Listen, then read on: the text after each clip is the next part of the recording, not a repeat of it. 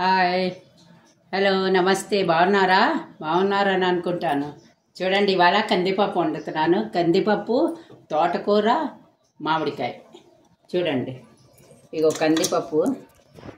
కందిపప్పు ఇద్దరికి సరిపడా కందిపప్పు పెట్టాను. తోటకూర, కొత్తిమీర, పచ్చిమిర్చి, కరివేపాకు, వెల్లుల్లి తింటే వేసుకోండి, లేకపోతే లేదు. మామిడి తురుము. ఇప్పుడు ఫస్ట్ నేను మామిడి తురుము వేసేస్తాను.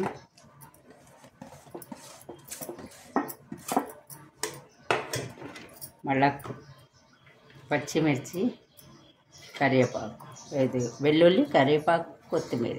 మీకు కావస్తే వేసుకోండి, లేకపోతే లేదు. ఇలా వేసుకోండి. ఇందులో ఇది తోటకూర.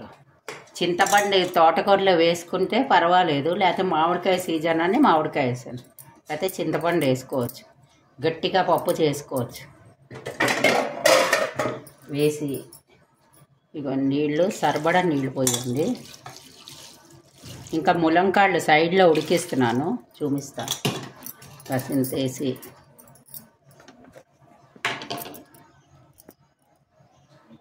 కొంచెం పసుపు.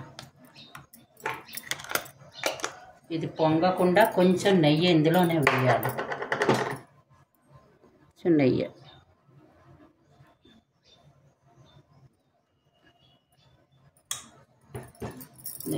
ఇక వేసాను కదా, ఇది కుక్కర్ ఉడికిన తర్వాత చూపిస్తాను మీకు పో పెట్టాక. ఇక ములంకాడ సైడ్లో ఉడికిస్తున్నాను. ఇందులో వేస్తే ఎక్దమ్ పిప్పి అయిపోతుంది పప్పులో.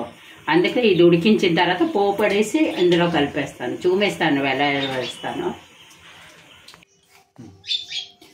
ఇక పప్పు వండాను కదా, పప్పు చూపించాను. అందులో పోపు, ఆవాలు, కొంచెం జీలకర్ర,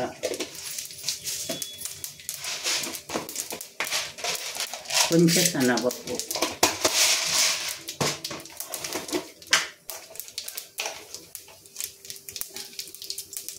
ఎండుమిర్చి,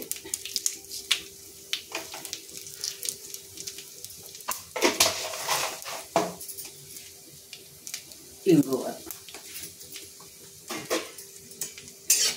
పోపు పెట్టేసి ఇక పోపు వేసాను కదా, ఒక పప్పు అవుతున్నది. ములంకాడ వేరేగా ఉడికించాను కదా, ఇక ములంకాడ వేసాను. ఇది కొంచెం పోపు వేసి దగ్గరగా మరిగించేయాలి. ఇక ములంకాడు పక్కన ఉడికించేసి వేసేసాను. ఇంకెందులో ఉప్పు వేస్తాను.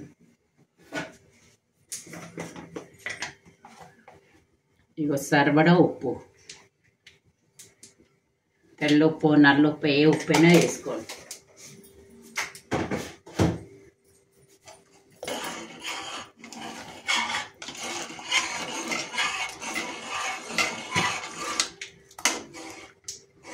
ఇది మరిగిస్తే దగ్గరగా వచ్చేస్తుంది. ఇక పోపు వేసేయడమే.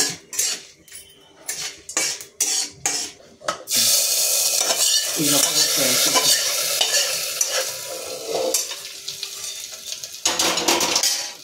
ఇప్పుడు ఇది కొంచెం దగ్గరగా మరిగించాలి. మరిగించేసి ఇంకేమి వేయక్కర్లేదు. మామిడికాయ వేసాం కదా, పుల్లగా బాగుంటుంది. బస్ అంతే. దగ్గరగా మరిగించి అన్నంలో వడియాలతో ఆవకాయ తినేయడమే. నచ్చితే లైక్ చేయండి, సబ్స్క్రైబ్ చేయండి. Thank you.